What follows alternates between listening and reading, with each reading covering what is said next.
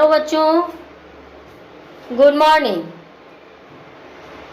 जैसा कि मैंने पिछले वीडियो में आप लोग को बताया था, सर्वनाम के विषय में जानकारी प्राप्त करें। सर्वनाम क्या है? सर्वनाम से तात्पर्य जिन शब्दों को संज्ञा के स्थान पर प्रयुक्त किया जाता है उसे सर्वनाम कहते हैं। इनके 6 भेद हैं: पुरुषवाचक सर्वनाम, निश्चयवाचक सर्वनाम, अनिश्चयवाचक सर्वनाम, संबंधवाचक सर्वनाम, प्रश्नवाचक सर्वनाम और निजवाचक सर्वनाम। सबसे पहला सर्वनाम पुरुषवाचक सर्वनाम। जो सर्वनाम शब्द किसी पुरुष के नाम के स्थान पर प्रयुक्त होता है वे पुरुषवाचक सर्वनाम कहलाते हैं। जैसे मैं, वह, तुम, इस प्रकार। पुरुषवाचक सर्वनाम बोलने वाले, सुनने वाले और जिनके विषय में कुछ कहा जाए, इन तीनों का बोध कराता है। इस प्रकार पुरुषवाचक सर्वनाम के निम्न 3 भेद हैं: उत्तम पुरुष, मध्यम पुरुष, अन्य पुरुष। उत्तम पुरुष बोलने या बातचीत करने वाला व्यक्ति जिस सर्वनाम शब्द का प्रयोग अपने लिए करता है वो उत्तम पुरुष कहलाता है। जैसे मैं, मुझे, हम, हमें, हमारा इत्यादि। मध्यम पुरुष जो सर्वनाम शब्द सुनने वाले के लिए प्रयुक्त किया जाता है उसे मध्यम पुरुष कहते हैं। जैसे तू, तेरा, तुझे इत्यादि।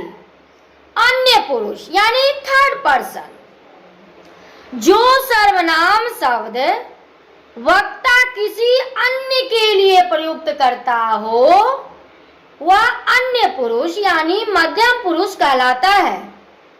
अन्य पुरुष कहलाता है। उत्तम पुरुष बोलने वाला, मध्यम पुरुष जिसके सुनने वाला, अन्य पुरुष जिसके बारे में कुछ कहा जाए। ये तीनों पर्सन पुरुषवाचक सर्वनाम के अंदर आता है। दूसरा सर्वनाम निश्चयवाचक सर्वनाम। जो सर्वनाम शब्द निश्चित रूप से किसी संज्ञा के स्थान पर प्रयुक्त होते हैं उन्हें निश्चयवाचक सर्वनाम कहा जाता है। जैसे वह घर श्रीलेष का है, यह कलम सीता की है। अतः यहाँ स्पष्ट होता है, यहाँ कलम और घर निश्चित करता है कि यह श्रीलेष का है या सीता की है। अतः निश्चयवाचक सर्वनाम से तात्पर्य जो किसी निश्चित चीज के बारे में बताया जाता है उस सर्वनाम शब्द को निश्चयवाचक सर्वनाम कहा जाता है। अब अगला है अनिश्चयवाचक सर्वनाम। जिस सर्वनाम शब्द से किसी निश्चित व्यक्ति या वस्तु का ज्ञान नहीं होता है उन्हें अनिश्चयवाचक सर्वनाम कहा जाता है। जैसे दरवाजे पे कोई खड़ा है, हमारे पीछे कोई आ रहा है। यहाँ आ तो रहा है, दरवाजे पे तो खड़ा है, लेकिन कौन खड़ा है ये निश्चित नहीं है। तो जिस शब्द में अनिश्चितता का बोध हो, जिसमें कोई है का बोध कराता हो, ऐसा सर्वनाम अनिश्चयवाचक सर्वनाम कहलाता है। प्रश्नवाचक सर्वनाम।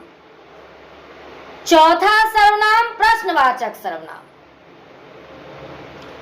प्रश्नवाचक सर्वनाम से तात्पर्य जिस सर्वनाम से प्रश्न का बोध हो उसे प्रश्नवाचक सर्वनाम कहा जाता है। जैसे तुम्हारा नाम क्या है, क्या तुम किससे मिलने कल गए थे, यहाँ पे दरवाजा कोई खटखटा रहा है, यहाँ पे कौन, कहाँ, किसका, इन सारे शब्दों से प्रश्नवाचक सर्वनाम का बोध होता है। आगे संबंधवाचक सर्वनाम।